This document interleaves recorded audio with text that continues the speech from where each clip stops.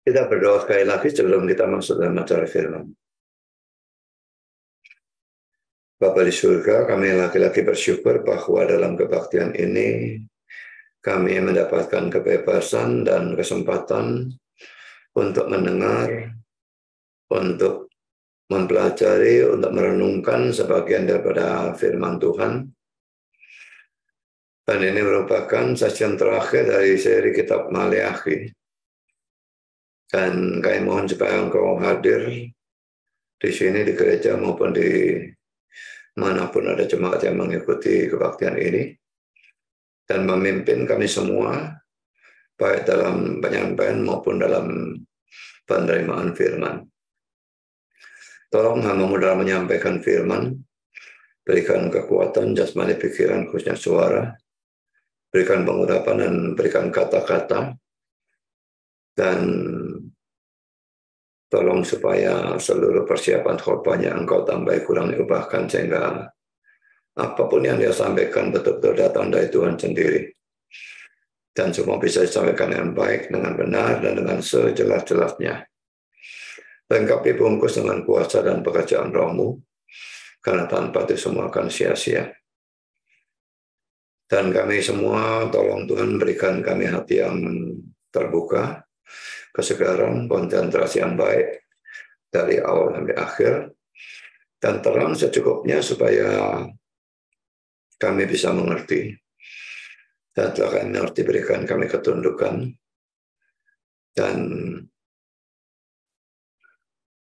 biarlah semua kami bukan hanya menjadi pendengar ataupun pengerti firman, tapi juga pelaku penanggap firman, dan kalau boleh bahkan pemberita firman, supaya lebih banyak lagi orang bisa mendapatkan berkat melalui firman Tuhan ini.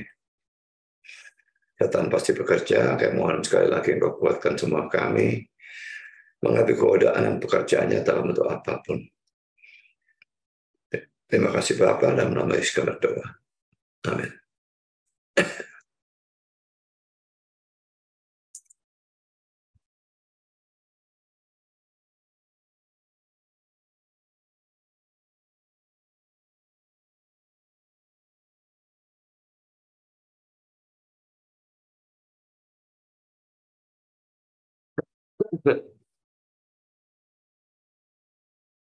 Saya berikan topik untuk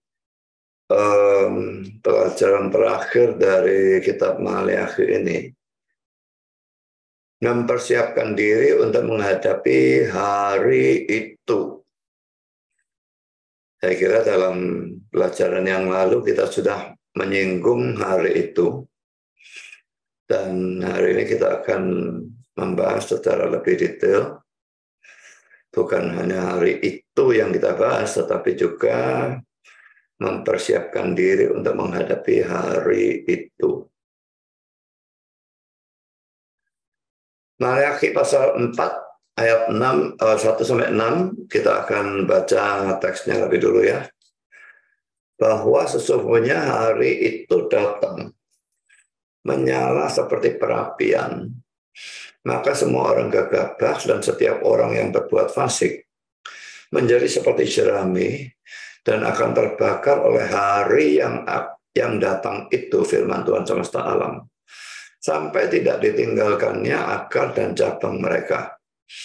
Tetapi kamu yang takut akan namaku, bagimu akan terbit surya kebenaran dengan kesembuhan pada sayapnya. Kamu akan keluar dan berjingkrak-jingkrak seperti anak lembu lepas kandang.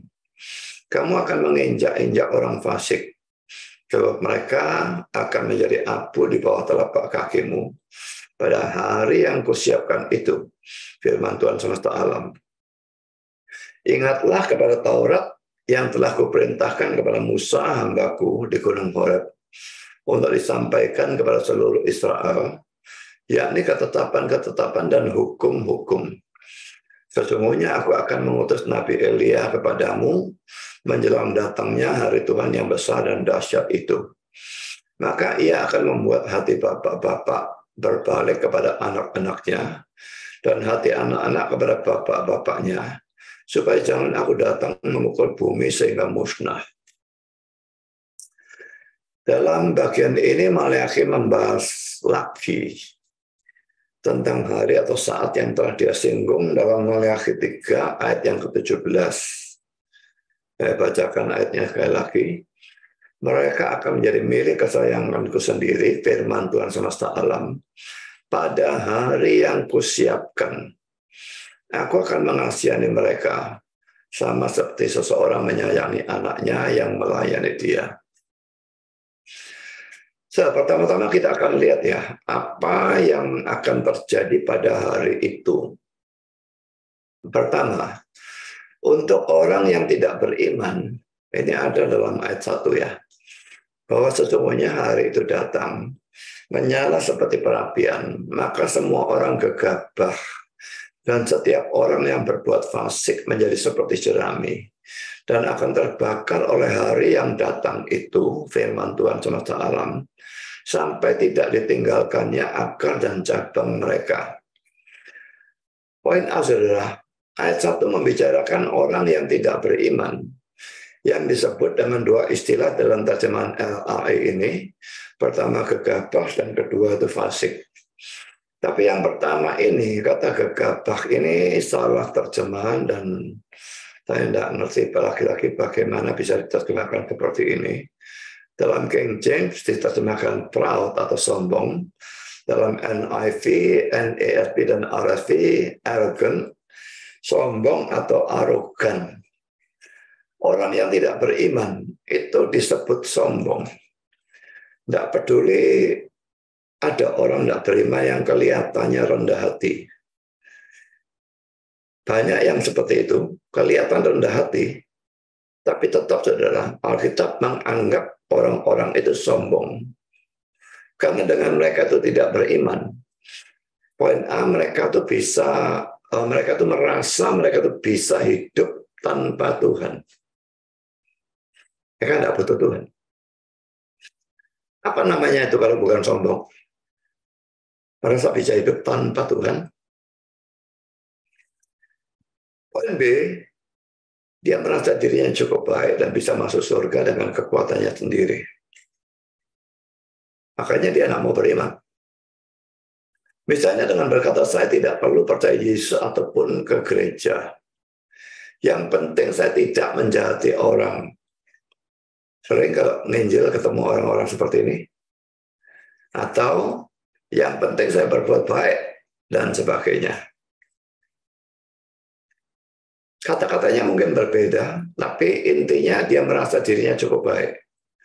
Dan bisa masuk surga dengan kekuatannya sendiri atau dengan kebaikannya sendiri. Poin C, dia merasa dirinya lebih baik dari orang Kristen yang sejati. Kalau dia merasa lebih buruk, mestinya dia akan menjadi orang beriman. Tapi dia merasa lebih baik dari orang Kristen. Dan mungkin dikatakan dengan ucapan-ucapan.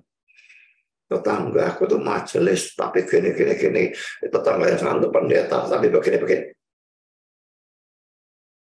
Aku nggak ke gereja, nggak apa. Tapi aku nggak seperti itu. Semua ini jelas adalah kesombongan. Tidak peduli dalam hal lain, dia kelihatannya rendah hati. Itu cuma seolah-olah rendah hati. Pada intinya yang paling dasari, dia sebetulnya adalah orang yang sombong atau arogan. Semua orang yang tidak percaya Kristus dengan sungguh-sungguh, itu orang yang sombong atau arogan. Itu istilah yang Alkitab terapkan terhadap mereka. Yang kedua adalah kata fasik.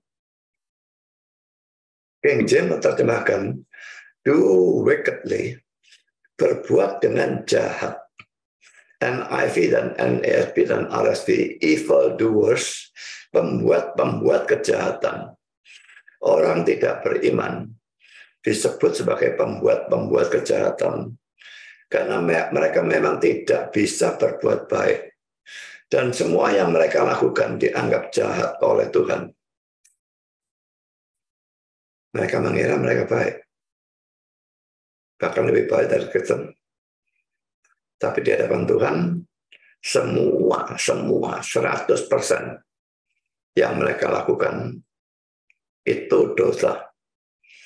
Mari kita lihat Roma 3 ayat 10-12. Seperti ada tertulis, tidak ada yang benar, seorang pun tidak. Tidak ada seorang pun yang berakal budi. Tidak ada seorang pun yang mencari Allah. Semua orang telah menyeleweng. Mereka semua tidak berguna. Nah, sekarang penekam ini. Tidak ada yang berbuat baik. Seorang pun tidak. Ini firman Tuhan yang mengatakan, saudara. Saya hanya menunjukkan kepada saudara.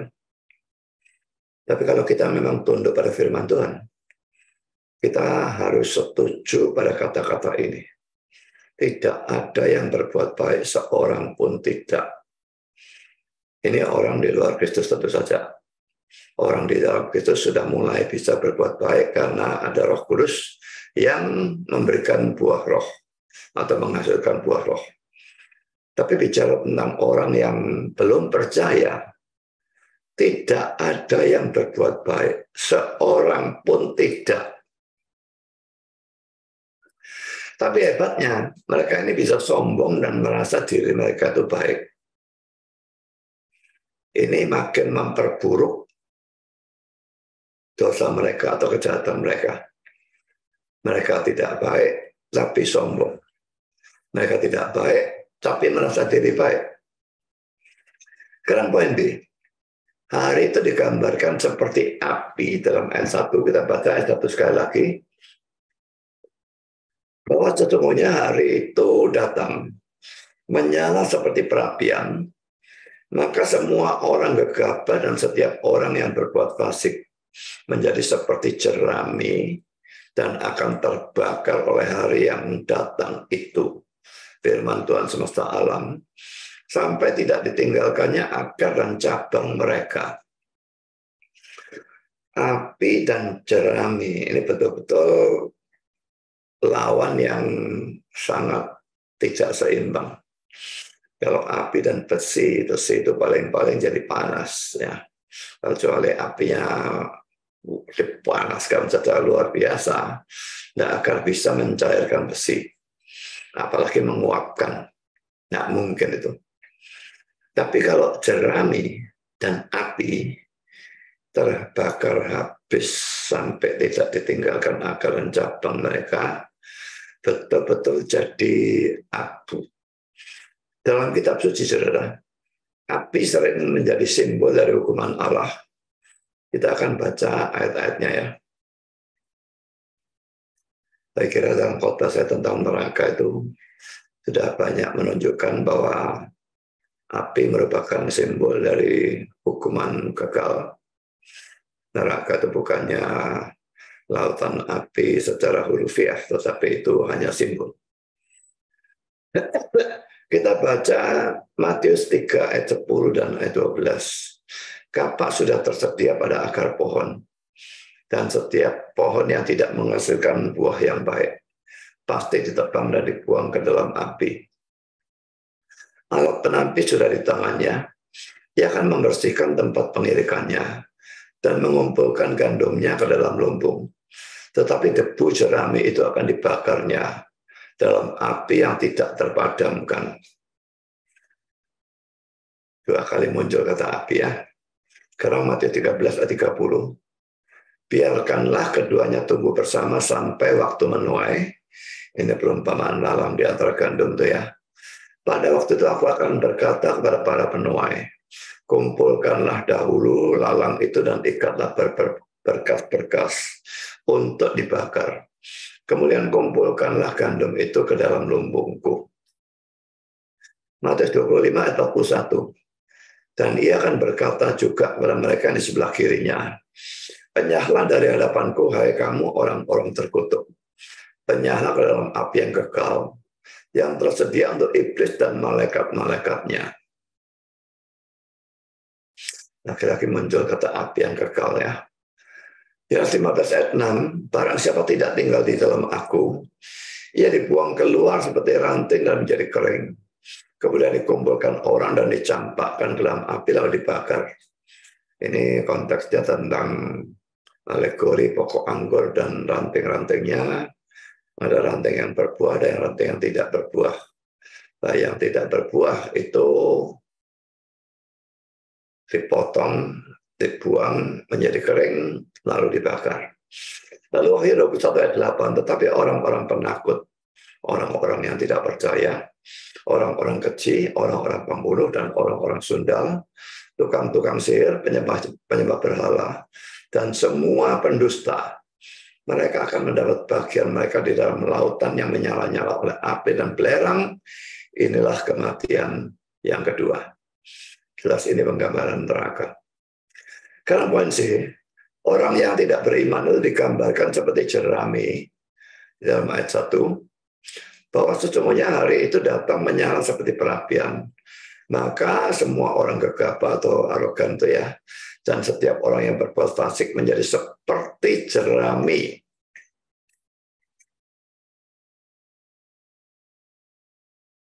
Dan akan terbakar oleh hari yang datang, itu firman Tuhan semesta alam, sampai tidak ditinggalkannya akar dan cabang mereka. Saudara, pertama kita bisa melihat mereka itu sombong tadi ya, arogan, dan merasa dirinya baik. Tapi bagi Tuhan mereka itu seperti jerami. Jerami itu gambaran sesuatu yang tidak berharga. Orang bisa membangun yang kata-kata Paulus itu ya, dengan emas, permata dan sebagainya. Tapi orang juga bisa membangun dengan di atas dasar itu dengan kayu, jerami dan sebagainya. Ini tidak berharga sama sekali. Yang kedua, mereka itu seperti jerami, padahal hari itu digambarkan seperti api. Tidak heran kalau mereka dihabiskan sampai tidak ditinggalkan akar dan cabang. Yang kedua, saudara, sekarang untuk orang yang beriman, ayat 2 dan ayat 3. Tetapi kamu yang takut akan namaku menunjukkan orangnya beriman. Bagimu akan terbit cahaya kebenaran dan dengan kesembuhan pada sayapnya. Kamu akan keluar dan berjingkrak-jingkrak seperti anak lembu lepas kandang. Kamu akan menginjak-injak orang fasik, sebab mereka akan menjadi abu di bawah telapak kakimu. Pada hari yang kusiapkan itu firman Tuhan semesta alam. Poin A, saudara.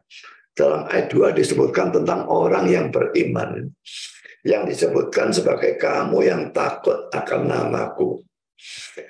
Ini bukan takut yang gemetaran ya, tapi takut hormat begitu rupa, begitu hebat, sampai ada rasa takut di dalamnya. Jadi mungkin di dalam bahasa Inggris disebut dengan reverent gitu ya. Itu rasa takut yang benar. Kalau takut gemetaran, ada apa kita gemetaran kepada Tuhan? Kita tahu Dia mengasihi kita. Ya, jadi tidak seharusnya orang Kristen takut dalam arti takut gemetaran menghadapi Tuhan. Tapi hormat begitu hebat sampai ada rasa takut di dalamnya, itu harus. Mereka hormat kepada Tuhan, mereka takut berbuat dosa, mereka hormat atau cinta dan tunduk pada firman Tuhan. Bukannya memutarbalikkan firman Tuhan, bukannya menggunakannya sedemikian rupa supaya cocok dengan maunya dia.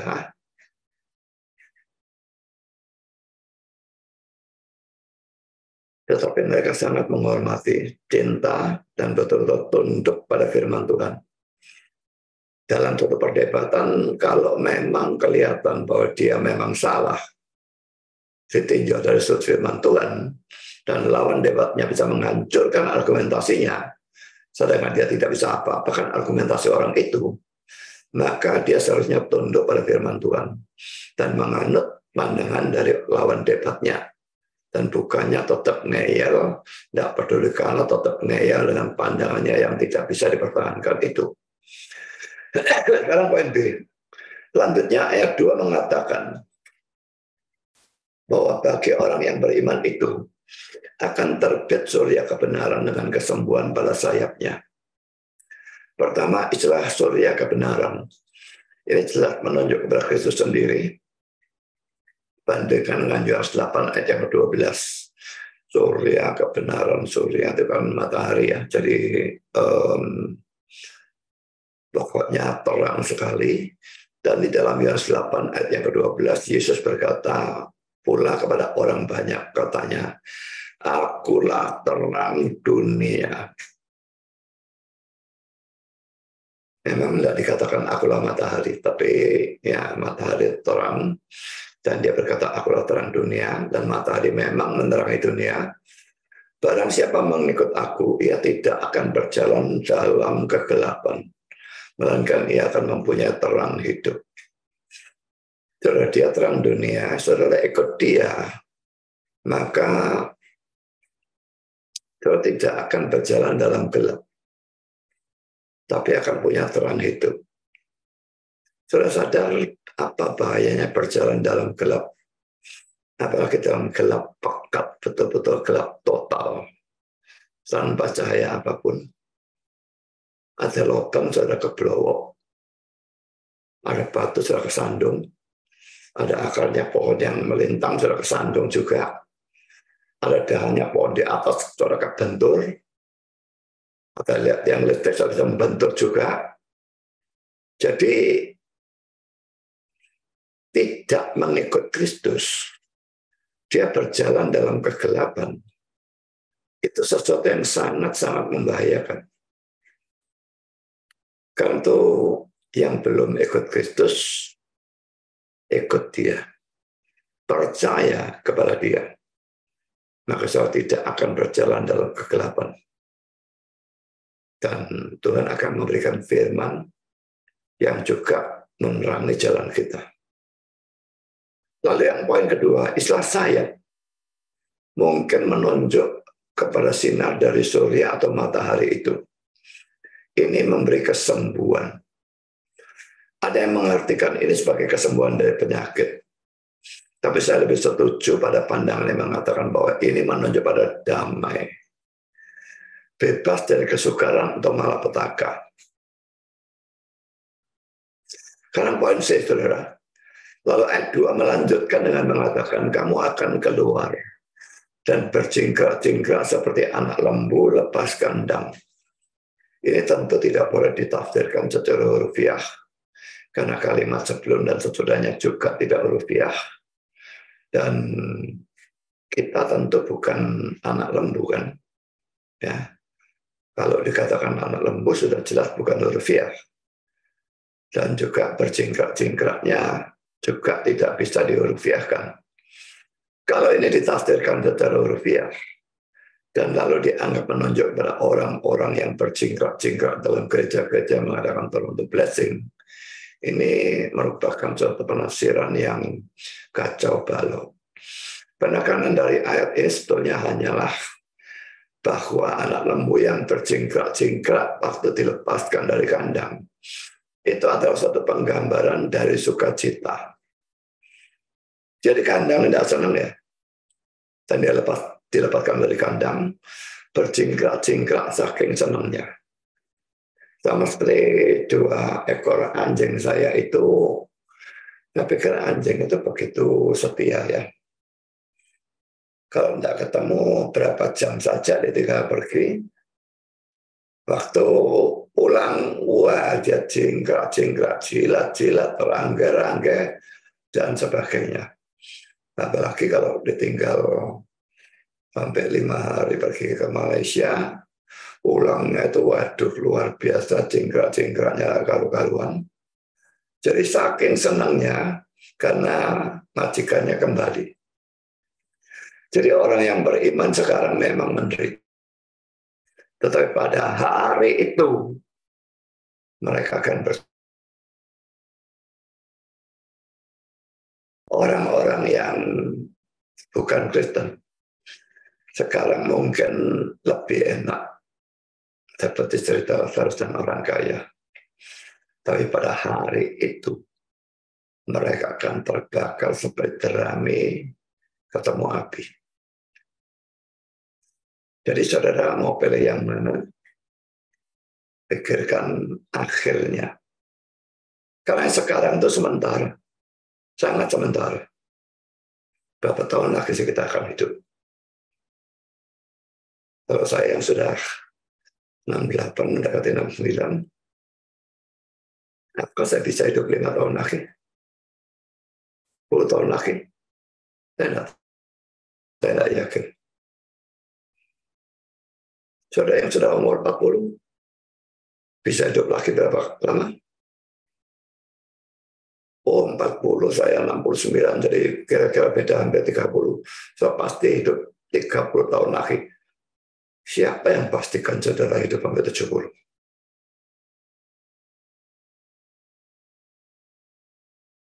Tidak peduli soal lebih tua atau lebih muda dari saya. Kita tidak tahu siapa yang mati duluan. Tidak peduli saudara lebih sehat dari saya sudah punya masalah dengan jantung dan sebagainya. Belum tentu saya mati duluan.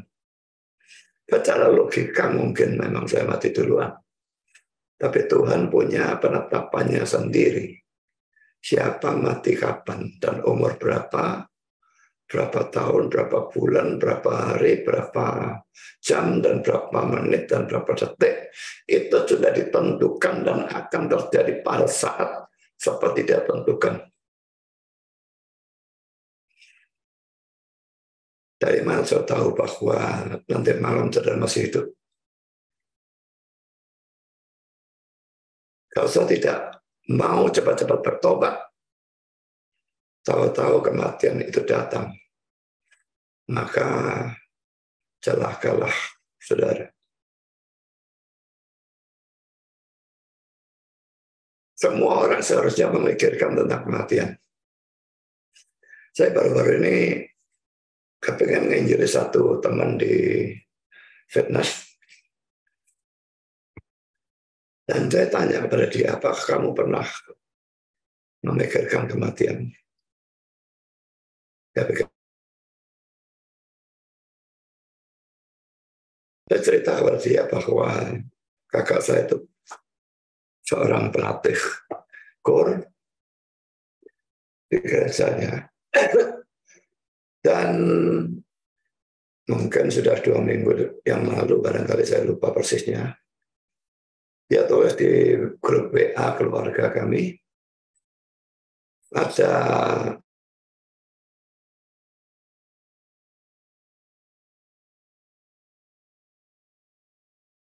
naik sepeda seperti sepedanya Bu Dorja atau sepeda untuk olahraga. Saya pokoknya dia ditabrak mobil dari belakang dan dia koma. Waktu kakak saya memasukkan berita itu, kejadiannya itu kemarinnya ya. Dan dia sudah dioperasi, rupanya pada kepalanya ya kalau koma ya. Operasi selama 8 jam. Dan sekarang keadaannya kritis.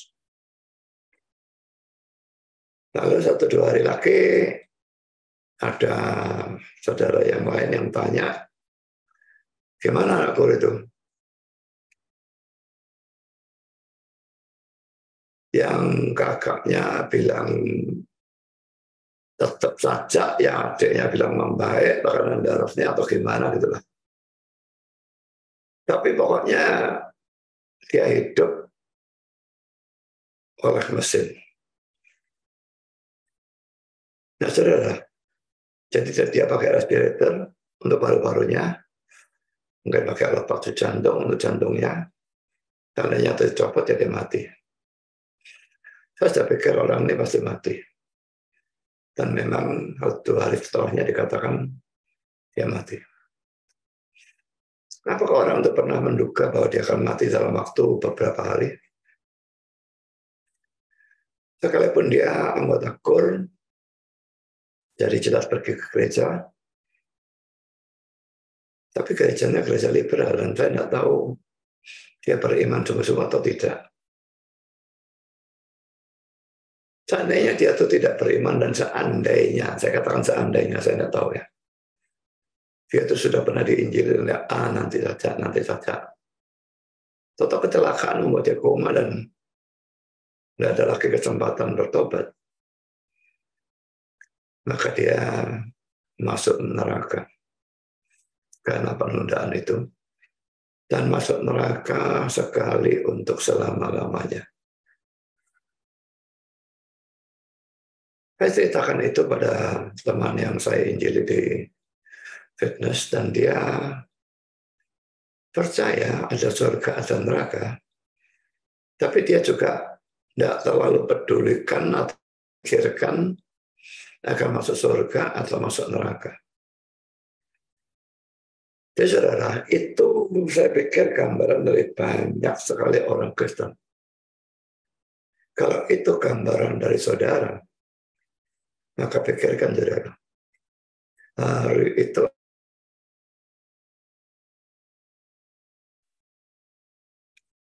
apakah hari kedatangan Kristus yang kedua kalinya atau hari kematian saudara? Di mana saudara akan masuk atau ke surga atau ke neraka, tidak ada tempat yang lain. Kalau saudara sudah bertobat, nggak usah takut kapanpun hari itu tiba. Tapi kalau saudara belum punya Kristus sebagai Tuhan dan Juru Selamat, saudara bebal kalau tidak takut. Karena neraka itu sangat-sangat menakutkan. Saya pernah khotbahkan neraka, dan mengerikan. Memang tidak lagi menakutkan karena saya yakin saya tidak akan masuk ke sana. Bukan karena saya baik, tetapi karena saya sudah punya Juru Selamat dan semua dosa saya hukumannya dipikul oleh Dia tanpa kecuali. Tidak ada satupun yang harus saya pikul sendiri.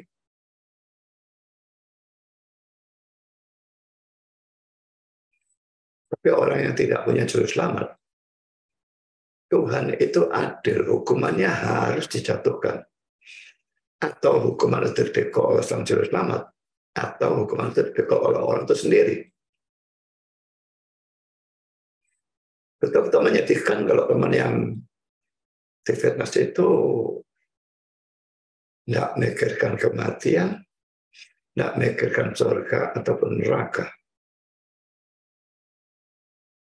Dan betul-betul menyedihkan bahwa orang seperti itu adalah banyak di dalam gereja. Saya tidak bicara tentang orang di luar gereja, di dalam gereja. Bukan main banyak. Sekarang pointi. Akhirnya ayat 3 mengatakan bahwa orang yang beriman ini akan menginjak-injak orang-orang fasik. Orang fasik atau orang tidak beriman yang tadi digambarkan seperti jerami yang dibakar oleh api, sekarang digambarkan diinjak-injak oleh orang benar, sehingga menjadi abu di bawah telapak kaki orang yang beriman. Semua ini menunjukkan bahwa pada hari itu orang benar akan menang atas orang fasik. Sekarang orang beriman bisa kelihatan kalah, tapi pada hari itu orang benar akan menang.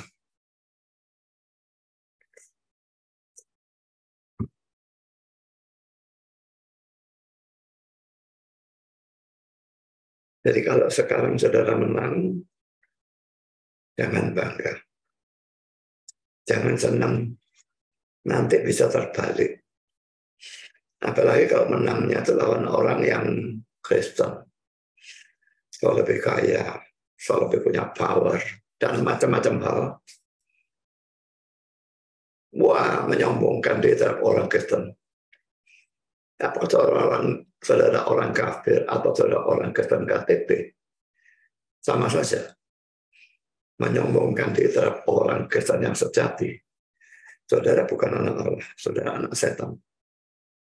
Menyombongkan di terhadap anak Tuhan. Karena kelihatannya sekarang saudara menang.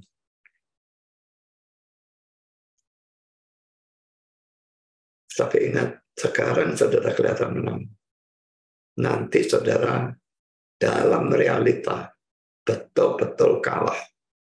Kecuali saudara bertobat di antara saat ini dan saat itu. Sekarang kita masuk dalam poin yang kedua. Apa yang akan terjadi menjelang hari itu? Ayat 5 dan ayat 6. Kita baca sekali lagi ya. Sesungguhnya aku akan mengutus Nabi Elia kepadamu menjelang datangnya hari Tuhan yang besar dan dahsyat itu. Maka ia akan membuat hati bapak-bapak berbalik kepada anak-anaknya, dan hati anak-anak kepada bapak-bapaknya, supaya jangan aku datang memukul bumi sehingga musnah. Saudara, mengutus Nabi Elia dan sebagainya itu, ini jelas menunjuk pada kedatangan Yohanes Pembaptis. Jadi Maleakhi di sini menubuatkan kedatangan Yohanes Pembaptis. Kita bandingkan dengan Lukas 1 ayat 13 sampai dengan ayat 17. Tetapi malaikat itu berkata kepadanya, jangan takut hai Zakaria, sebab doamu telah dikabulkan dan Elisabet istrimu akan melahirkan seorang anak laki-laki bagimu. Dan haruslah engkau menamai dia Yohanes. Engkau akan bersukacita dan bergembira. Bahkan banyak orang akan bersukacita atas kelahirannya itu. Sebab ia akan besar di hadapan Tuhan. Dan ia tidak akan minum anggur atau minuman keras. Dan ia akan penuh dengan Roh Kudus mulai dari rahim ibunya. Ia akan membuat banyak orang Israel berbalik pada Tuhan Allah mereka. Dan ia akan berjalan mendahului Tuhan dalam roh dan kuasa Elia untuk membuat hati bapak-bapak berbalik pada anak-anaknya dan hati orang-orang durhaka kepada pikiran orang-orang benar, dan dengan demikian menyiapkan bagi Tuhan satu umat yang layak baginya. Memang Yohanes Pembaptis yang lahir sekitar 6 bulan lebih dulu daripada kelahiran Yesus, itu memang diatur oleh Tuhan untuk menyiapkan bagi Tuhan satu umat yang layak baginya. Supaya pada waktu Mesias ini lahir, orang menerima. Itu saja sudah dipersiapkan pun masih begitu banyak yang menolak. Bahkan dari kalangan orang-orang Yahudi, sangat banyak dengan persentase sangat tinggi menolak sampai sekarang.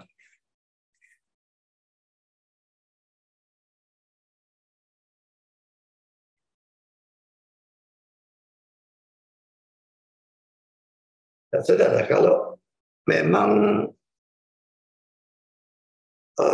Elianya itu akan datang dan dikatakan ini menunjuk pada Yohanes Pembaptis, maka saudara, apakah itu berarti bahwa kita percaya pada reinkarnasi? Banyak tahun yang lalu, saudara, pada waktu saya dan semua saudara dan juga ipar itu semua tidak ada yang ngerti Alkitab. Satu kali ipar saya yang keempat, jadi suami dari saudara yang keempat ya, itu pernah berkata, oh, baru tahu bahwa Yohanes Pembaptis ternyata Elia. Kaget semua ya. Semua sama bodohnya, semua sama tidak ngertinya. Kaget semua. Tapi akhirnya lihat Alkitab dan sebagainya, kami akhirnya tahu bahwa Yohanes Pembaptis bukanlah reinkarnasi dari Elia. Kristen tidak percaya reinkarnasi. Alkitab tidak percaya reinkarnasi.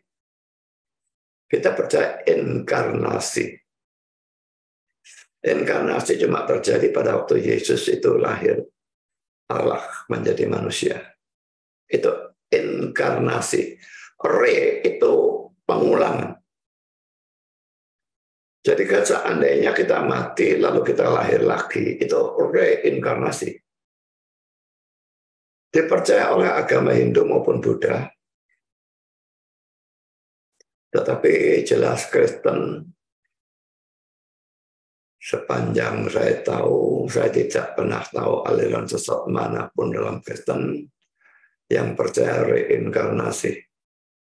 Tak tahu kalau ada. Tapi yang jelas itu suatu kegilaan kalau mereka percaya itu. Kalau memang reinkarnasi itu ada, ya nggak usah pusing sekarang ini mau berbuat baik, kayak mau beriman, mau nggak beriman, ke gereja atau enggak, mati toh nggak masuk surga ataupun neraka, tapi dilahirkan kembali. Dilahirkan kembali, laki nggak usah laki baik atau buruk, peduli amat. Toh mati kita tidak masuk surga neraka laki, dilahirkan kembali lagi. Selalu ada kesempatan pertobatan nanti kan. Jadi buat apa hidup bagus? Tapi Kristen tidak percaya reinkarnasi. Nanti kita lihat mungkin ayatnya. Kita tetapkan untuk mati hanya satu kali. Memang ada perkecualian beberapa orang. Tapi secara umum berlaku untuk semua orang. Ditetapkan mati hanya satu kali. Kalau reinkarnasi itu benar, kita mati berkali-kali dan lahir berkali-kali. Bisa puluhan, bisa ratusan kali. Kita tidak percaya reinkarnasi. Memang Matius 11 ayat 14 dan Yohanes 17 dan Matius 17 ayat 2-13 seakan-akan menunjukkan bahwa Yohanes Pembaptis itu betul-betul adalah Elia. Dan memang Ibar keempat itu memang menggunakan ayat ini sehingga dia pikir si Elia itu adalah Yohanes Pembaptis ya, atau Yohanes Pembaptis adalah Elia. Matius 11 ayat 13-14 kita baca ya. Sebab semua nabi dan kitab Taurat bernubuat hingga tampilnya Yohanes.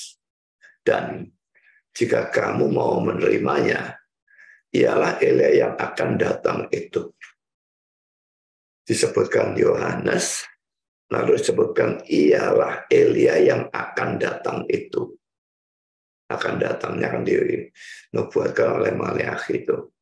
Jadi Yohanes itu memang pengenapan dari nubuat Maleakhi bahwa Elia akan datang kembali.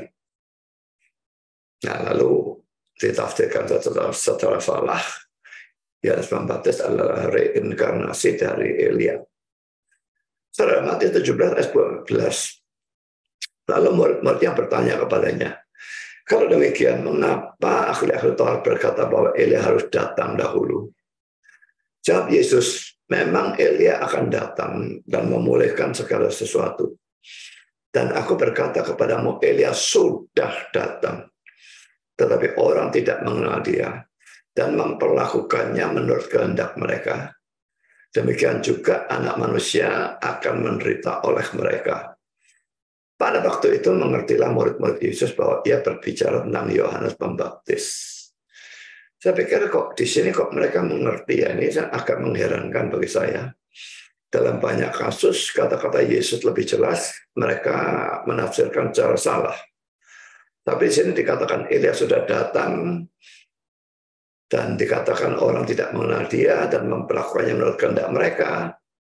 Kok mereka bisa tahu bahwa itu yang dibicarakan adalah Yohanes Pembaptis?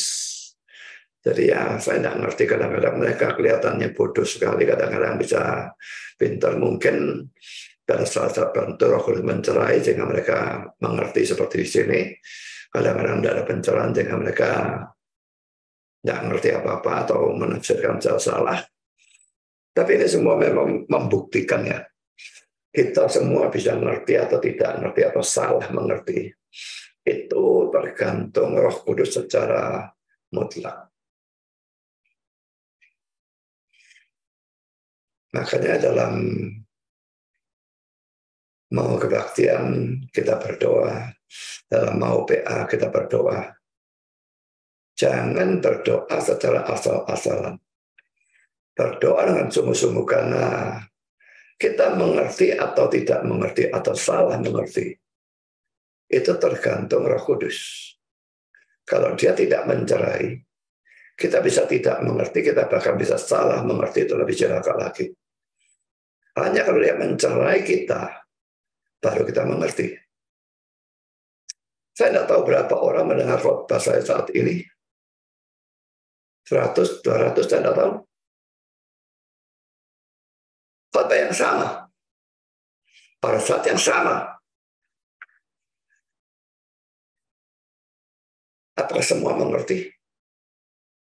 Belum tentu. Yang dicerai mengerti, yang tidak dicerai atau tidak mengerti atau salah mengerti. Jadi dua teks di atas ini, saudara, memang seolah-olah menunjukkan bahwa Yohanes Pembaptis merupakan reinkarnasi dari Elia. Tetapi saudara, kita harus tafsirkan ayat dengan ayat, bukan. Jadi semua ayat yang ada hubungannya digabungkan bersama-sama lalu ditafsirkan berbarengan. Nggak bisa ayat dicomot satu, lalu ditafsirkan saat maunya sendiri. Ayat yang menunjukkan Yesus bukan Allah, menekankan kemanusiaannya. Bapakku lebih besar daripada aku. Yohanes 14 ayat 28. Kalau dia tidak tahu hari Tuhan, dalam Matius 24 ayat 36. Dan dia disebut anak Allah. Ini argumentasinya Erastus Sabdono. Anak Allah bukan Allah. Kalau kita anak manusia, bukan anak manusia ya. Yesus disebut bukan cuma anak Allah, tapi juga disebut anak manusia. Kalau anak Allah itu bukan Allah, anak manusia juga bukan manusia. Lalu mengapa Erastus Sabdono percaya Yesus itu manusia?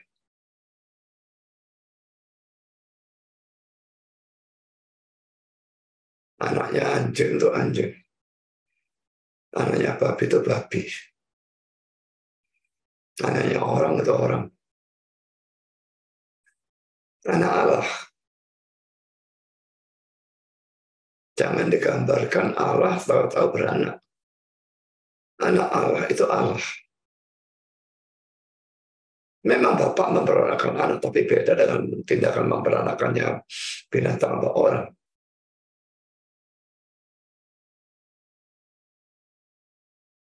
Saya nonton satu khotbahnya Erastus Sabdono.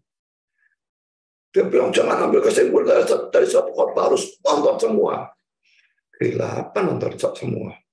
Nonton satu saja berita kudu muntah saya.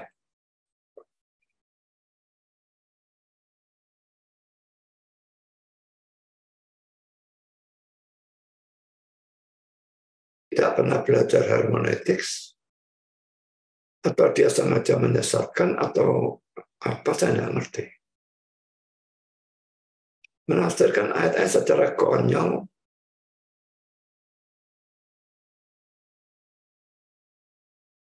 dan gampang kalau mau jawab.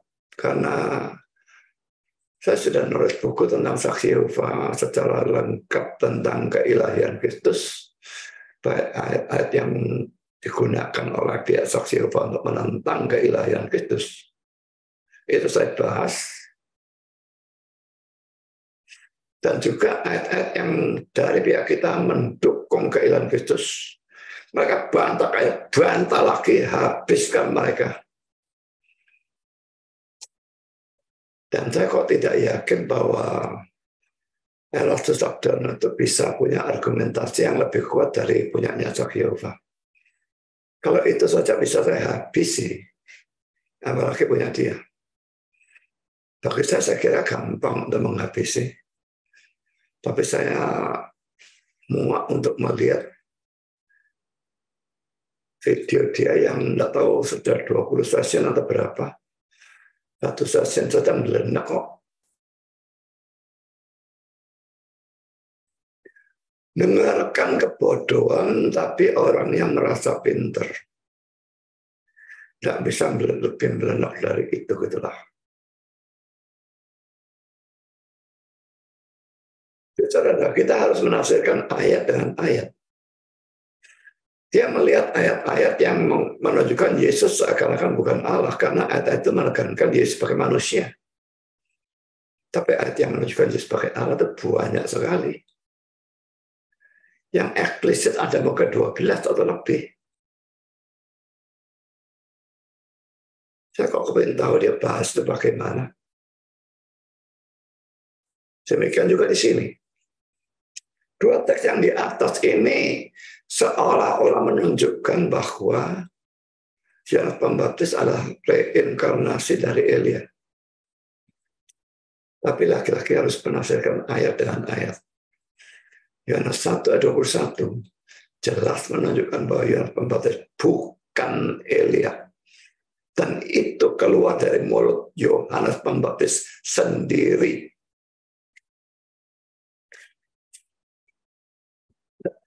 Baca Yohanes 1 ayat 19-21a. Dan inilah kesaksian Yohanes ketika orang Yahudi dari Yerusalem mengutus beberapa imam dan orang-orang Lewi kepadanya dan menanyakan dia, siapakah engkau? Ia mengaku dan tidak berdusta, katanya, aku bukan Mesias. Lalu mereka bertanya kepadanya, kalau begitu siapakah engkau? Elia. Dan ia menjawab, bukan. Seolah-olah bagian ini bertentangan dengan yang di atasnya. Yang di atas, ya Elia itu yang Pembaptis. Yang di sini, apakah engkau Elia? Bukan.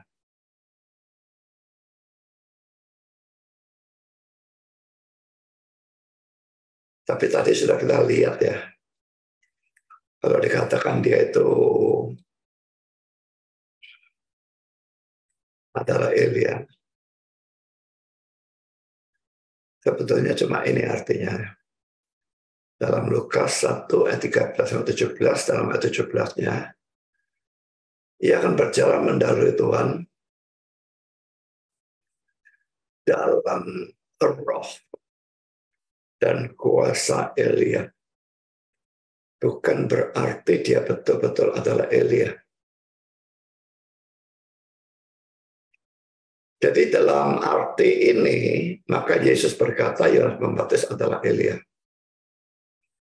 Tapi kalau betul-betul identik, berarti reinkarnasinya, maka berlaku Yohanes 1:21 tadi, Yohanes Pembaptis ditanya, apakah engkau Elia? Bukan. Dia cuma berjalan mendahului Tuhan dalam roh dan kuasa Elia. Ada kemiripan-kemiripan tertentu antara Yohanes Pembaptis dengan Elia. Di samping itu, saudara, ini argumentasi tambahan untuk mengatakan bahwa reinkarnasi itu tidak ada. Tadi sudah saya singgung. Ibrani 9 ayat 27 itu mengatakan bahwa semua manusia ditetapkan untuk mati satu kali saja.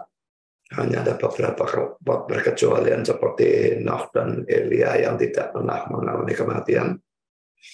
Lalu beberapa orang yang mati yang dibangkitkan yang akan mengalami 2 kali kematian. Juga orang-orang yang masih hidup pada waktu Yesus datang kedua kali tidak akan mengalami kematian. Tapi sisanya termasuk kita itu akan mengalami kematian dan dikatakan 1 kali saja. Dan setelah itu tidak dikatakan dilahirkan lagi atau bereinkarnasi.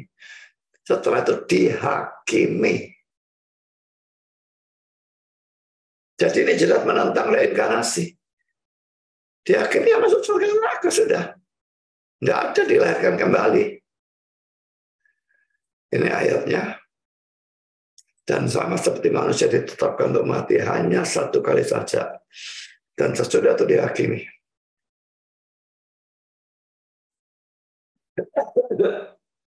Argumentasi yang lain, saudara, yang tidak saya berikan di sini ya. Kita melihat bahwa manusia itu makin lama makin jahat ya. Sekarang dengan, apalagi kalau kita melihat dengan kacamata Alkitab, kejahatan, kebusukan manusia itu luar biasa.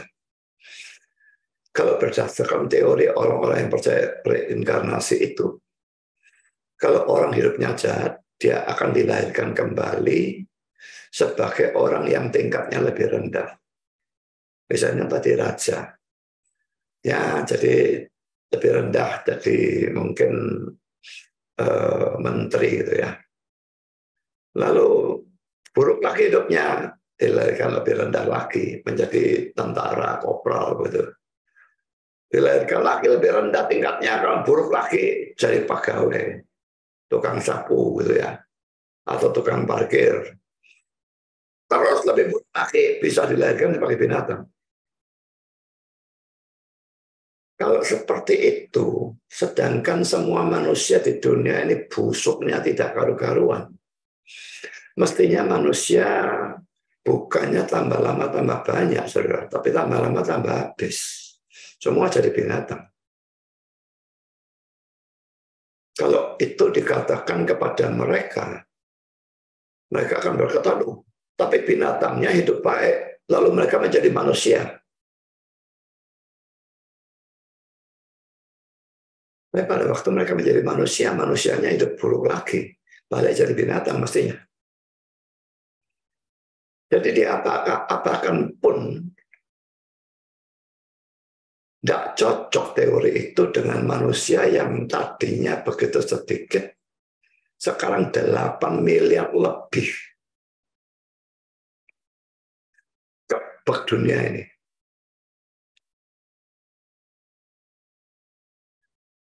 Juga itu adalah satu hal yang perlu dibahas dan pernah saya bahas.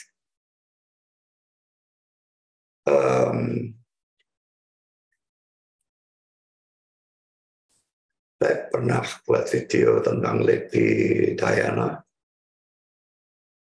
dan berhubungan dengan reinkarnasi. Kita bisa cari sendiri. Ini bukan satu kali terjadi, saudara. Ini sering terjadi. Pertama kali saya, kalau tidak salah dari koran ya,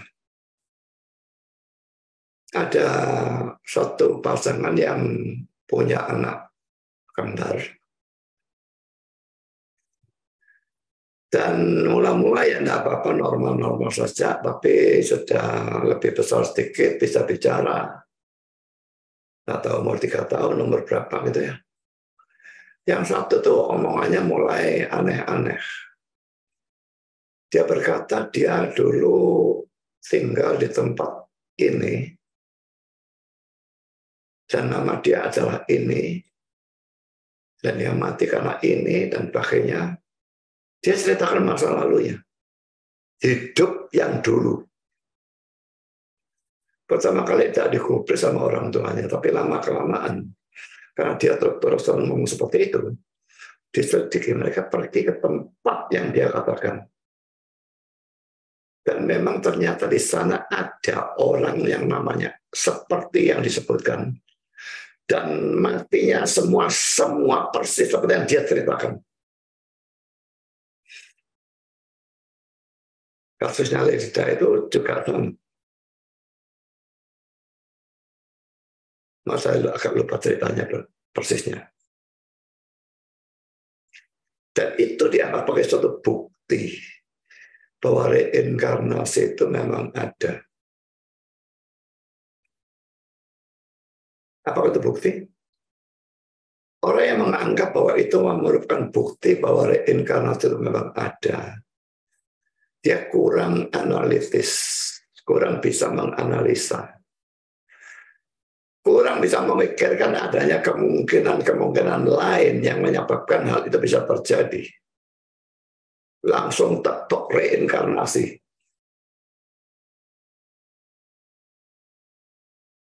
Kemungkinan lain apa, saudara? Orang yang tadinya mati itu ada roh jahatnya, kerasukan atau bagaimana. Kalau dia mati, roh jahat tidak mau tinggal dalam diri orang mati, buat apa? Roh jahatnya keluar. Dan dia masuk dalam bayi yang baru lahir lagi. Dan semua pengetahuan dari orang yang mati ini ditransfer oleh si roh jahat ini ke sini.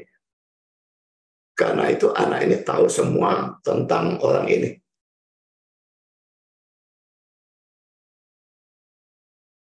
Penjelasannya bukan bahwa anak ini reinkarnasi dari orang itu. Dia cakap, jangan percaya reinkarnasi. Itu bukan ajaran Alkitab dan bukan ajaran agama kita. Orang Buddha, orang Hindu mau percaya reinkarnasi itu urusan mereka. Tapi orang Kristen percaya reinkarnasi itu urusan saya.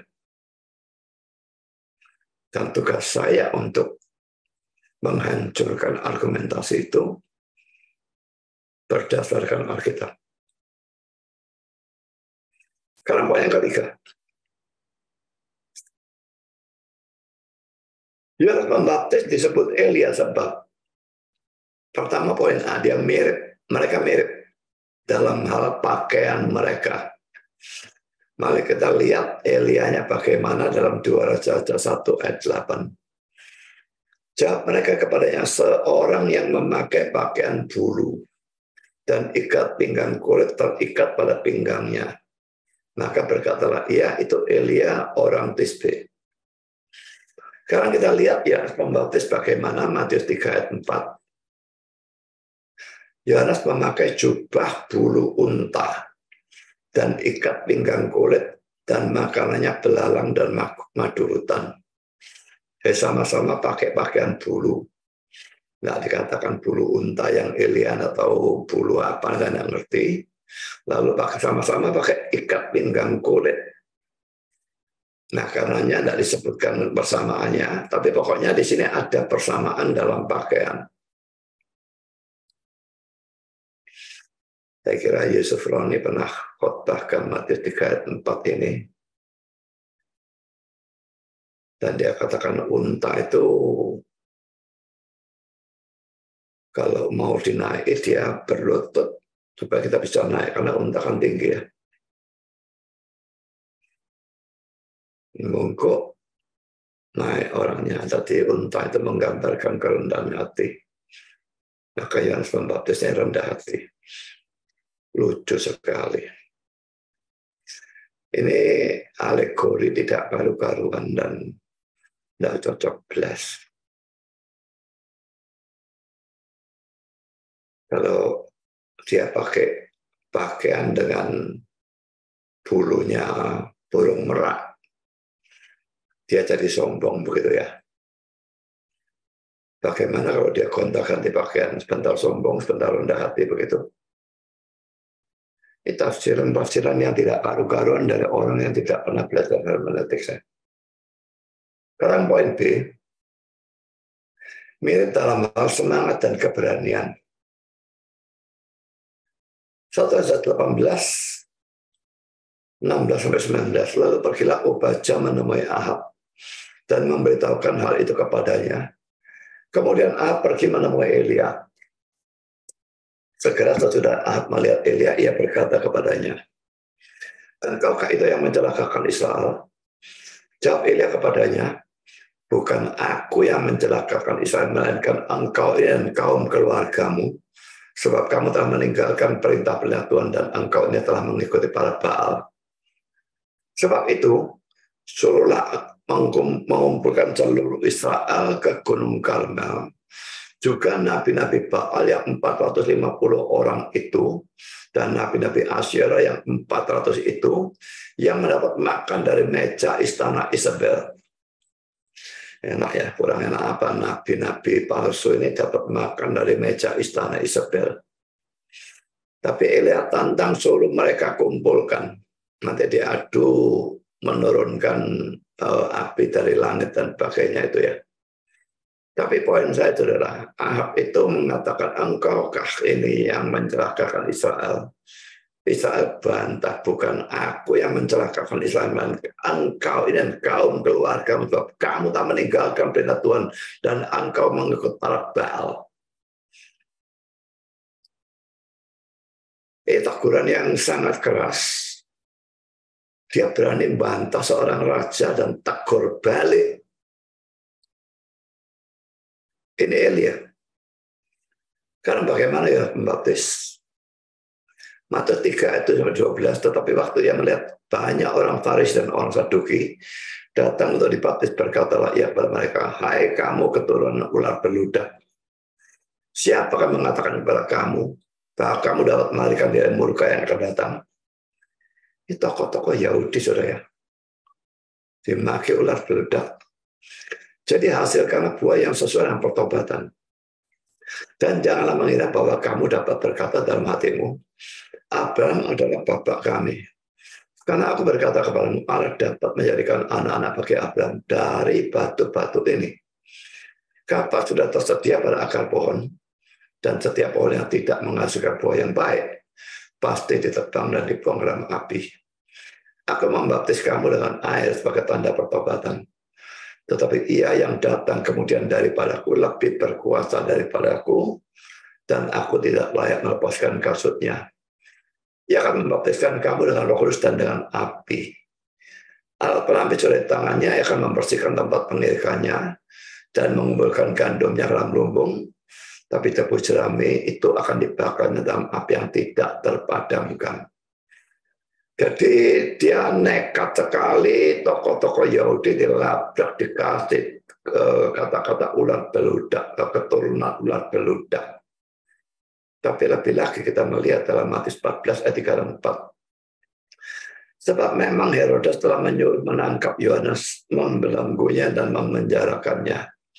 Berhubung dengan peristiwa Herodias, istri Filipus saudaranya. Karena Yohanes pernah menegurnya, katanya, tidak halal engkau mengambil Herodias. Jadi Herodes itu punya saudara namanya Filipus. Nah, istrinya Filipus itu namanya Herodias, diambil oleh Herodes. Ya, sebetulnya itu iparnya kan ya. Tapi iparnya diambil dan diperistri oleh Herodes. Dan Yohanes Pembaptis menegur seorang raja. Katanya tidak halal engkau mengambil Herodias. Coba bayangkan ya. Kedua orang ini baik Elia maupun Yohanes Pembaptis menegur seorang raja. Yang pertama tadi menegur Raja Ahab, yang di bawah ini menegur Raja Herodes. Betul-betul adalah sesuatu yang luar biasa. Ya, Jokowi itu agak lain ya, dimaki-maki dan sebagainya itu didiamkan saja. Nah, ngerti saya gimana? Tapi coba presiden-presiden yang dulu, apalagi zamannya Soeharto ya, berani maki presiden. Kita sendiri jangankan menegur presiden, menegur RT atau RW yang bersalah saja, belum tentu kita berani melakukannya.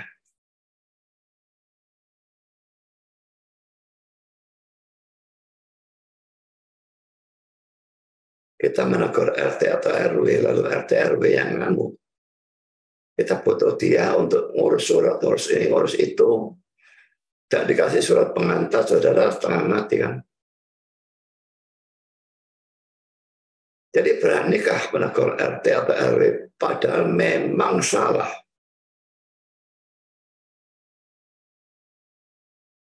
Negur RT RW takut. Dua orang ini negur aja. Poin C, baik Elia maupun Yohanes Pembaptis sama-sama berusaha untuk memulihkan agama atau ibadah yang rusak. Pada zaman Elia, agama atau bangsa Israel satu dirusakkan oleh penyembahan kepada berhala atau dewa Baal. Sedangkan pada zaman Yohanes Pembaptis sekalipun tidak ada penyembahan berhala patung dewa tidak ya. Tetapi ibadah satu hanyalah ibadah yang bersifat lahiriah saja. Dan sikap self-righteous, munafik, dan sebagainya itu bukan main buruknya. Jadi agama atau bangsa Israel saat itu rusak. Dan dua orang ini sama-sama ada dalam zaman yang rusak. Dan sama-sama berusaha untuk memulihkan agama dan ibadah yang rusak. Jadi memang ada persamaan-persamaan antara Elia dan Yohanes Pembaptis. Dalam arti itulah Yesus berkata, dia adalah Elia. Atau Elia adalah Yohanes. Ya. Tapi betul-betul Elia bereinkarnasi menjadi Yohanes, tidak. Nah, dalam arti itu, Yohanes waktu ditanya, apakah engkau Elia? Dia berkata, bukan. Jadi tidak ada kontradiksi di sini. Ya, kan saudara, kita masuk dalam poin yang ketiga, kapan hari itu tiba. Ada banyak pandangan, saudara. Pertama, hari itu tiba pada kedatangan Kristus yang pertama. Alasannya, karena hari itu didahului oleh Yohanes Pembaptis. Ayat 5 dan ayat 6. Sesungguhnya aku akan mengutus Nabi Elia kepadamu menjelang datangnya hari Tuhan yang besar dan dahsyat itu. Maka ia akan membuat hati bapak-bapak berpaling pada anak-anaknya, dan hati anak-anak kepada bapak-bapaknya. Bacaan aku datang memukul bumi sehingga musnah. Jadi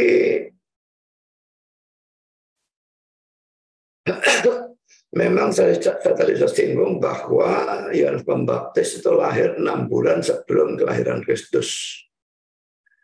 Dan dia memang datang untuk mempersiapkan jemaat itu menerima kelahiran dari Mesias. Jadi karena kelahiran Kristus atau kedatangan Kristus yang pertama itu didahului oleh Yohanes Pembaptis, maka cocok dengan pandangan pertama itu.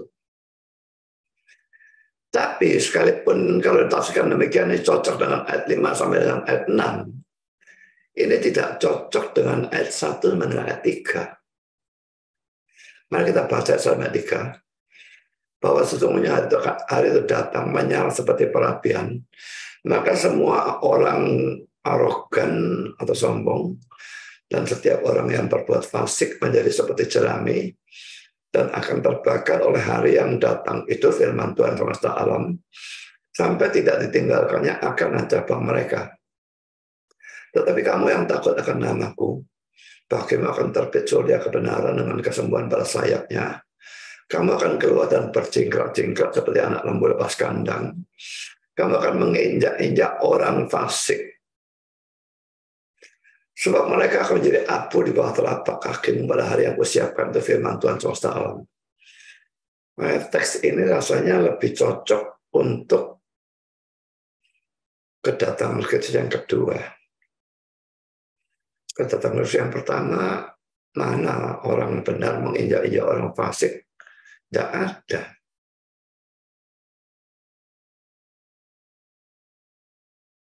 Jadi cocoknya dengan ayat 5 sampai ayat 6, tapi tidak cocok dengan ayat 1 sampai dengan ayat 3. Tafsiran yang ini. Ya, sekarang mari kita lihat tafsiran yang kedua. Kedatangan yang kedua, alasannya karena ayat 1 dan 3 tadi, rasa-rasa tidak terjadi pada kedatangan Kristus yang pertama, tetapi terjadi pada kedatangan Kristus yang kedua. Nah, kalau dipilih tafsiran ini, maka repotnya ini tidak cocok dengan ayat 5 dan ayat 6. Ya, kalau kita baca tadi ayat 1 sampai 3, itu soal cocoknya kedatangan kedua. Ayat 5 sampai 6 cocoknya kedatangan pertama. Jadi diambil yang manapun rasanya tidak cocok dengan bagian yang satunya. Diambil yang pertama, kelihatannya tidak cocok dengan 1 sampai 3. Diambil kedatangan kedua, rasanya tidak cocok dengan ayat 5 dan ayat 6. Jadi muncul penafsiran ketiga. Ini menunjuk pada semua penghakiman yang Allah lakukan sampai hari terakhir. Tapi pandangan ini rasanya juga tidak mungkin. Karena semua itu menunjuk pada hari tertentu. The day. Didahului oleh suatu definite artikel atau katasan yang tertentu. Itu mestinya hari tertentu. Jadi bukan penghakiman semua sampai hari terakhir. Ini kan banyak hari. Jadi muncul lagi pandangan keempat. Kalau saya teks sukar tuh selalu tafsirannya bisa banyak ya. Pandangan keempat, hari itu terjadi pada saat yang dekat, sehingga dialami oleh orang-orang pada saat itu. Ini rasanya juga tidak mungkin karena tidak cocok dengan ayat 1-3 maupun ayat 5. Kemudian menunjuk akan ya, bukannya sesuatu yang dekat. Yang kelima, pandangan kelima, pada kedatangan Kristus yang pertama nubuat ini sudah digenapi. Tapi pada saat kedatangan Kristus yang kedua baru terjadi pengenapan yang sempurna atau sepenuhnya. Ini memungkinkan benar, saudara. Jadi suatu teks itu bisa sekali dalam suatu teks, ya, segini teksnya. Yang sebagian ini digenapi di sini, yang sebagian ini digenapi di sana. Itu bisa.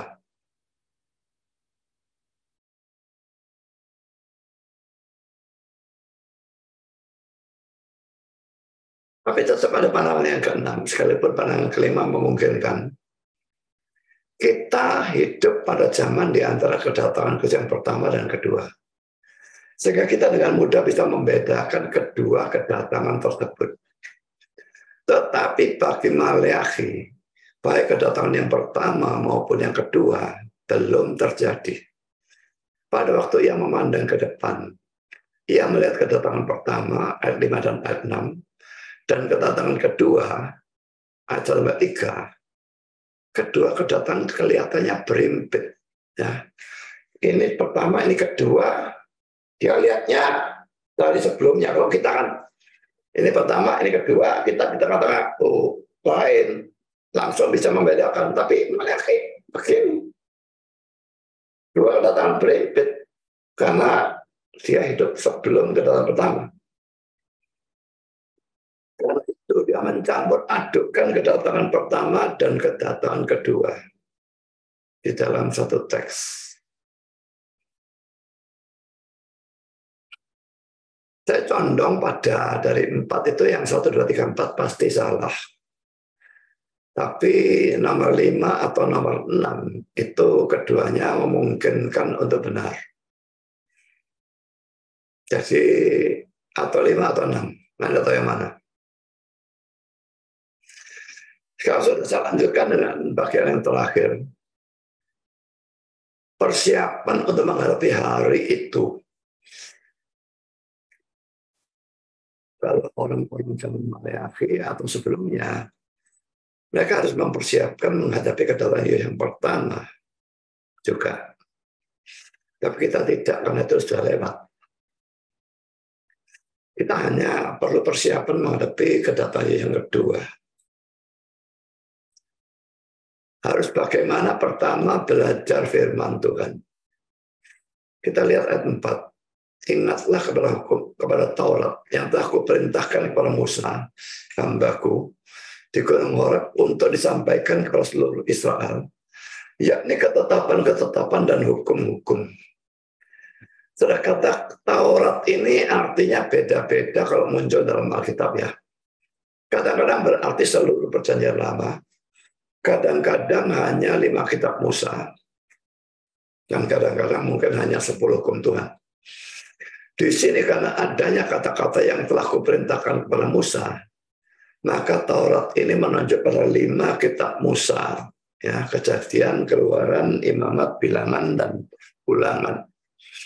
Tapi harus diingat bahwa semua kitab-kitab yang lain dalam perjanjian lama boleh dikatakan merupakan penafsiran, penguraian dari Taurat dan merupakan perintah-perintah Tuhan untuk kembali kepada Taurat. Jadi sebetulnya semua sudah termasuk. Jadi mereka harus mempersiapkan diri untuk menghadapi hari itu dengan mempelajari seluruh firman Tuhan. Perjanjian lama. Karena zaman Maleakhi ada perjanjian baru. Nah, bagi kita tentu harus mempersiapkan diri dengan mempelajari seluruh firman Tuhan. Bukan hanya PL, tetapi juga PB. Jadi ini harus dikontekstualisasikan untuk kita.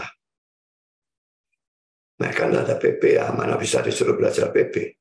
Tapi kita punya PP. Jadi kita harus belajar PP juga. PA-nya juga, PP-nya juga. Poin kedua, bertobat dari dosa. Ini persiapan yang kedua untuk menghadapi hari itu. Ayat 5 dan ayat 6 kita baca sekali lagi. Sesungguhnya aku akan mengutus Nabi Elia kepadamu menjelang datangnya hari Tuhan yang besar dan dahsyat itu. Maka ia akan membuat hati bapak-bapak berbalik pada anak-anaknya. Dan hati anak-anak kepada bapak-bapaknya supaya jangan aku datang memukul bumi sehingga musnah. Arti ayat 6, kalau bapak maupun anak yang tadinya bermusuhan sama-sama kembali kepada iman yang benar, bertobat, maka mereka pasti akan bersatu atau rukun kembali. Kristus mendamaikan ya. Memang dia kadang-kadang bawa pedang, tapi antara orang beriman dan orang tidak beriman. Tapi kalau bapak dan anak sama-sama beriman, tadi yang bermusuhan bisa bersatu kembali. Sejak dosa masuk dalam dunia, saudara, maka terjadi gap. Jelas, ya. Bukan hanya antara Allah dan manusia, tetapi juga antara manusia dan manusia. Ini terlihat dari peristiwa di mana Adam melemparkan kesalahan pada Hawa. Mengapa kamu makan? Perempuan yang kau tempatkan di sisiku, dia memberikan kepada aku, maka aku makan. Adam salahkan Hawa dan bukan hanya Hawa. Kau tempatkan, kau juga salah. Hawa salahkan ular. Tapi ular bukan manusia. Tak saya persoalkan di sini. Lalu pada peristiwa pembunuhan Kain terhadap Habel, adiknya sendiri. Jadi ini gap permusuhan manusia dan manusia mulai muncul begitu dosa itu muncul.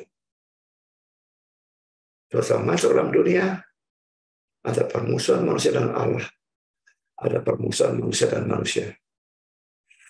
Hanya kalau manusia kembali kepada Allah melalui Yesus Kristus sebagai Tuhan dan Juru Selamat, dan sama-sama mempunyai hati pikiran yang dipenuhi dan dikuasai oleh kebenaran atau firman Tuhan, barulah manusia bisa bersatu atau rukun kembali. Kalau yang satu percaya Yesus Juru Selamat, yang satu tidak percaya, seperti kelompok kita dan kelompoknya Erastus Abdono, tidak bisa, saudara, kita bersatu dengan mereka. Saya ngadakan acara bareng dengan mereka, misalnya Natalan bareng, saya tidak sudi. Mereka bukan saudara seiman saya. Dan banyak yang model begitu. Sesat-sesat bukan saudara seiman saya tidak akan mau buat acara barengan. Tapi kalau dengan gereja, bahkan yang bukan reform, asal dia Alkitabiah dan Injili, dan mereka percaya Kristus dengan sungguh-sungguh, menghormati Alkitab, mereka saudara seiman saya, biarpun beda aliran. Dan saya mau acara bersama dengan mereka. Jadi orang yang sesat harus bertobat dulu, percaya kepada ajaran yang benar, Injil yang benar, baru bisa bersatu. Juga kalau mereka hanya percaya tapi tidak mau tunduk pada Alkitab, ya tunduk sebagian lah ya. Kalau tidak tunduk sama sekali ya bukan Kristen ya. Tunduk sebagian, maka tetap permusuhan bisa saja tidak akan hilang antara manusia dan manusia. Harus bertobat dalam arti percaya Kristus, bertobat dan tunduk pada Alkitab, kembali pada jalan yang benar, maka baru terjadi kesatuan atau perdamaian antara orang-orang yang tadinya saling bermusuhan. Bagaimana dengan kita, saudara? Kita memang tidak menantikan kedatangan Kristus yang pertama, tapi kita menantikan kedatangan Kristus yang kedua. Tapi cara kita menanti adalah sama. Pertama, belajar firman Tuhan. Dan saya sudah katakan, sekarang PL dan PP. Ya. Dan belajar bisa dalam kebaktian, dalam pemahaman Alkitab, dalam saat teduh dan sebagainya. Atau dalam baca Alkitab langsung, tetap saudara. Bisa juga dengan baca buku tafsiran, itu yang saya lakukan. Saudara, tapi memang lihat-lihat kebaktiannya itu bagaimana dan pemahaman Alkitabnya bagaimana. Kalau kebaktiannya tidak memberitakan firman Tuhan, ya saudara tidak belajar firman Tuhan, dan itu pada hakikatnya bukan kebaktian. Kalau pemahaman Alkitabnya sesat, itu juga bukan belajar firman Tuhan.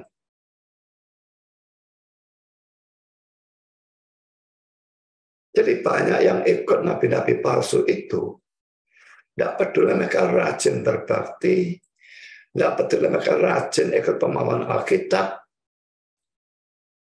persekutuan doa atau apapun, bukan saja tidak ada nilainya dari sudut pandang Tuhan. Itu minus. Dan dengan hal-hal itu mereka tidak mempersiapkan diri menghadapi kedatangan Kristus yang kedua. Kalaupun gerejanya tidak mengajarkan kesesatan, tapi tidak mengajarkan apa-apa. Hanya moral dan etika, tidak ada doktrin. Sama saja, saudara. Kita tidak mempersiapkan diri menghadapi kedatangan Kristus yang kedua. Jadi hati-hati dengan khotbah-khotbah yang menarik dari motivator-motivator itu ya. Karena mengajar cuma moral etika enak didengar. Karena langsung berhubungan dengan kehidupan kita. Padahal itu sesat. Tidak pernah ada Injil membuat saudara masuk neraka juga. Tidak pernah ada doktrin. Mana bisa iman kita dibangun hanya dengan moral dan etika. Doktrin itu yang merupakan seperti baik fondasinya kalau Injil maupun tiang-tiang kolom-kolom betonnya, kalau itu doktrin-doktrin yang lebih tinggi. Itu yang justru paling penting membuat bangunan itu kuat. Tapi moral etika tok. Itu kayak membangun rumah tanpa fondasi dan tanpa tiang-tiang beton itu. Langsung cuma tembok, batu bata dengan lolo itu tadi, semen itu. Ya kena gempa bumi skala 5 sudah ambruk semua sudah. Yang kedua, saudara bertobat dari segala dosa. Pertama, datang kepada Yesus, karena tanpa datang kepada Yesus, bertobat dari dosa itu tidak ada gunanya dan tidak bisa dilakukan. Dan poin B, jangan hanya menjadi pendengar firman, tapi jadilah pelaku firman. Ini yang suka selalu saya doakan kalau saya berdoa sebelum acara firman. Bukan? Ini sesuatu yang sangat penting. Mendengar itu tidak ada gunanya, tambah mendatangkan hukuman yang lebih berat. Karena sekarang sudah ngerti, makin besar tanggung jawab. Kalau saudara tidak melakukan. Jadi hanya menjadi pendengar firman itu membahayakan. Mendengar, menyimpan dalam hati, melakukan, menanggapi secara positif, dan kalau bisa memberitakannya kepada orang lain. Kalau tidak, kalau dua ini tidak saudara lakukan,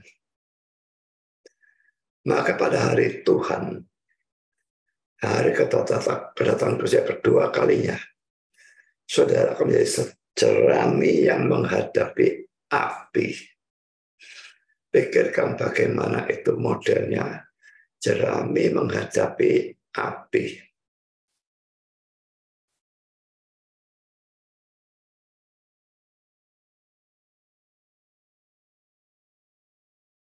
Aku bertobat dan rajin belajar firman.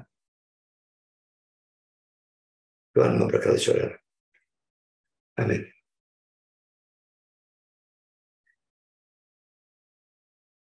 Mari kita berdoa.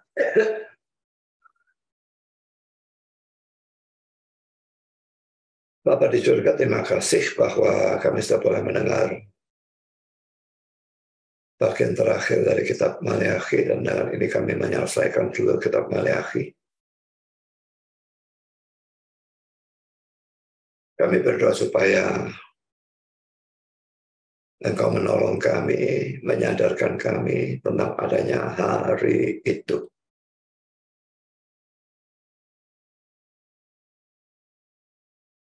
Yang lambat atau cepat akan datang.